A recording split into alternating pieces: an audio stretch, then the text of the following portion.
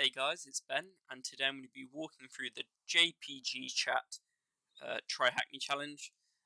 This was a cool challenge, I just solved it, but let's get into it. So, that's the wrong terminal. Let's get Terminator open. Nice. So I've got JPGchat walkthrough. I'm going to do a basic nmap scan to do some enumeration in the box. I want to see what ports are open, what are the possible entry points.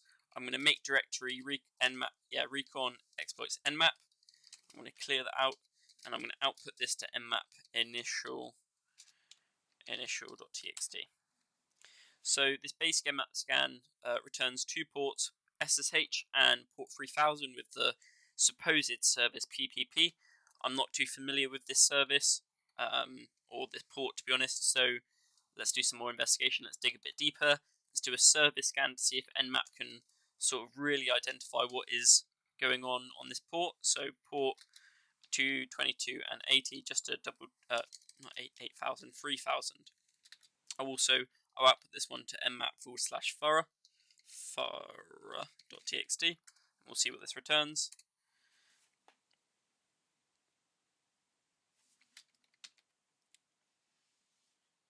So it doesn't really recognize the service. This is a question mark. It can't confirm what service is running. So the best thing we can do is actually have a little play around. We could try connect to the service, see if there's any banners there. But let's go on with that. So we'll use the netcat to connect to the service, and we'll do 10.18.98.238, and we'll specify the port 3000. And that did not work because I used my own IP. That was stupid. There we go. So welcome to JPGchat. The source code of this service can be found at our admin's GitHub. So this was quite a unique bit of the challenge I found. We have to do some like OSINT to try find it. There's no indication of who the admin is or where we can find it. However, if you go back to the Try Hack Me challenge itself, we can see if you go on the More tab, it's created by this Mozzie user. So what I did is searched up Mozzie GitHub, and we find this JPGchat right at the top. So that was a neat bit of enumeration we can do to get the source code.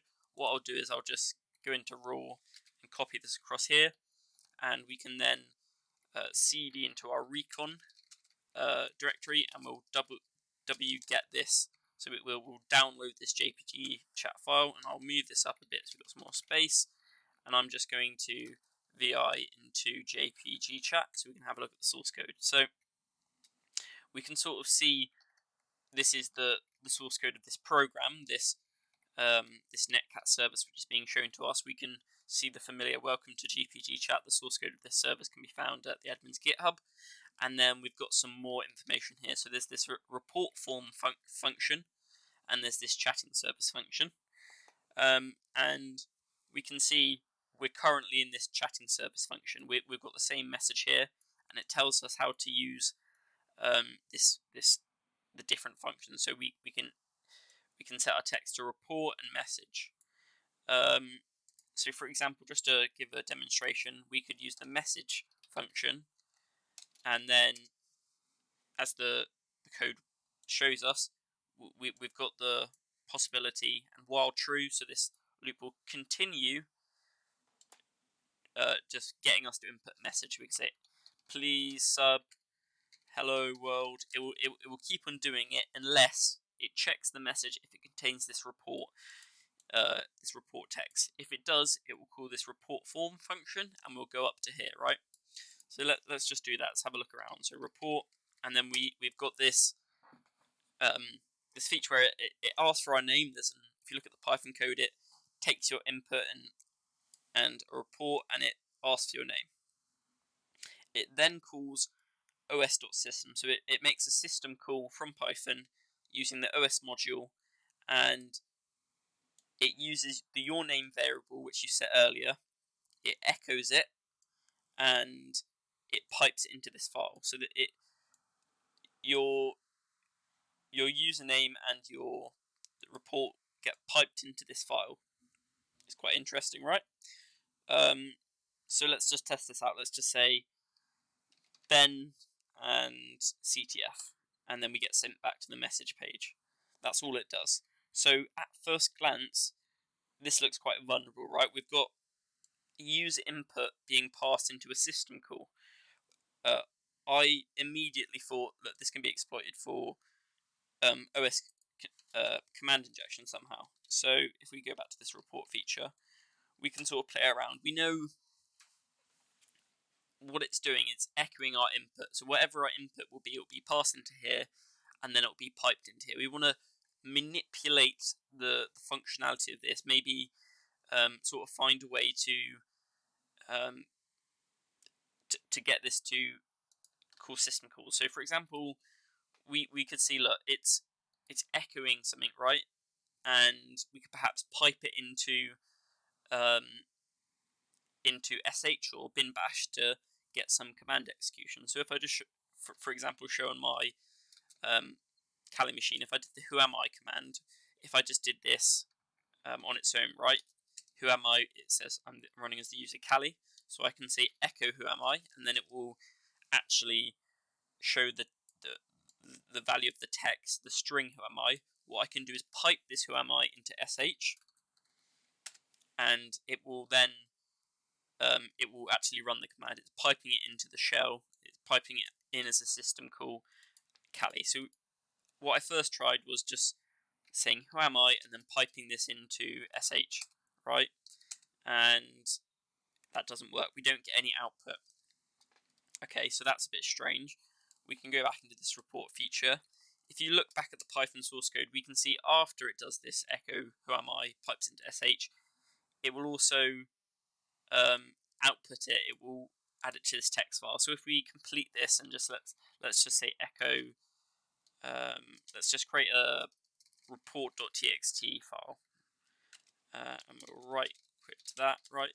So we can do a little test. We can say, look, we want to do this echo who am I, but the thing we cannot avoid in this challenge is this part here. The command will always end up being forwarded into this report.txt, and it will always echo it. We only control this variable here, this your name variable. So if you just did this, for example, report.txt, we get no output.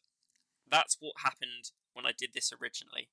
However, if you cut out the report.txt, we can see Kali is now being passed into this text file. So our command output, when we did this case, echo who am I, piped it into sh and passed it into this report.txt, the command output would be stored in this txt file. Sorry, I just hit the mic.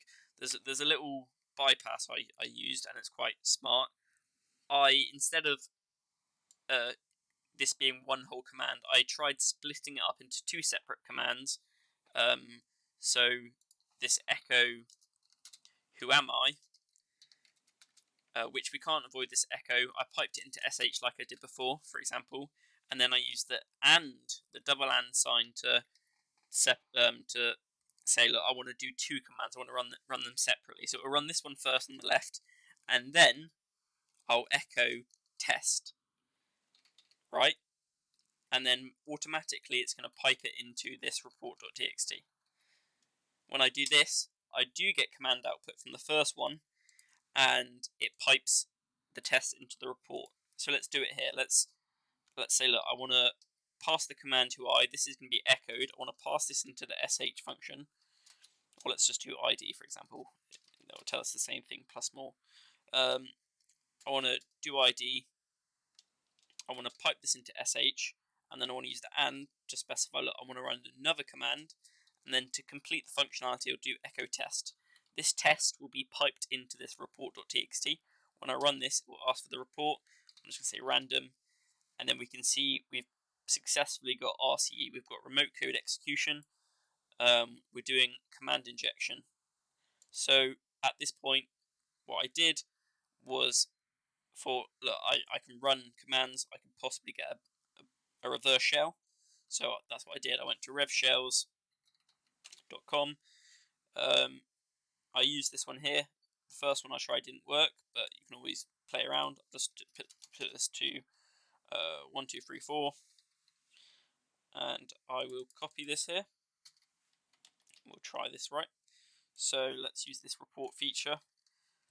And before I run the command, I do want to get a reverse shell listener. So 1, 2, 3, 4. I'm going to listen for connections, and then on this one here, it's going to echo this. I want to pipe this into sh, and then as a separate command, I also want to echo test, just so we can see the output. And when I do this, I also have to put report. So I'm just going to report. When I do this, I get a shell. I get a nice shell. Well, it's not a nice shell. It's not a TTY shell. So for example, certain features like using sudo wouldn't work. So I can use Python 3 to import pty.spawn, and we'll get a nice full shell now. We've got more features.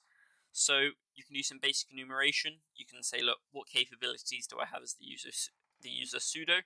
You can do sudo tac l, and we can see, look, we can run as root without a password with this setenv thing here, which is quite important. This Python and this opt development test module. So let's just go. Let's have a look. We'll cd into development, and I'm just going to export term equals xterm, just so I can clear my screen. So we can cat out this test module .py, and we can see, look, it's using this compare module, this Python module compare, and it's doing some sort of compare string. I don't really know for sure. We can run this, right? We can run this. We can have a look at the permissions. It's run by sudo. It's owned by sudo. So what am I on about? It's owned by root, not sudo. But we can use sudo to run it as root because we have this capability to. You see, we can run it as root using sudo with no password. So let's do this. Let's just sudo tac l, and for example, sudo user bin Python 3 opt development test module.py, and it executes. We don't get a permission denied area. We can run the command. So at first, my idea was, when Python imports modules, if you just cut out this test module.py, when Python imports modules, so when it uses this import function, it will first check the folder it is in to see, look, does this folder have any compare.py modules? Is there a compare.y file it can use? So my first idea was to look, we could put a malicious rogue compare.py in this opt development folder, and then when we run this as root, it will hijack this compare file, and that would cause us to get a reverse shell. If you test out, look, do we have write privileges here? So we'll try this, echo test into test.txt. We get permission denied. We don't have write privileges over this folder. What we do have privileges is to set env. We can set the environment variables. We can set the path. You can see we can set the path Python uses to look for modules. So when it's not in this folder, in the folder to begin with, Python by default will go check all the places set in its Python's like environment variables. It's got a list of folders where Python modules may be located there, and it will check them first. We can control that folder, so you can do some research, and this is what I did. I saw we've got this like env keep Python path, so we can just copy this, search this up, and we can also search up the setenv, and we can sort of set env sudo Python privilege escalation, and this is one I looked at. We can basically we can set our own compare script, and we can control where is it used? We can control where it goes to check for the environment variable. So we can set our Python path to temp. We can include a malicious compare.py file in that folder, and then we can call this. One thing I realised I skipped over is, yeah, we've got a shell. We can now go into wes, and we can cat out the user.txt. So we've got the first flag. Okay. So let's make that malicious py file. So we want to make a compare.py file. Oh wait, go back to reverse shells. I'm going to change this port because we're using 1.1.1.2.3.4. I'm going to have a look around, not PowerShell, Python. This is the one I used here. And what I can do is, I've noticed using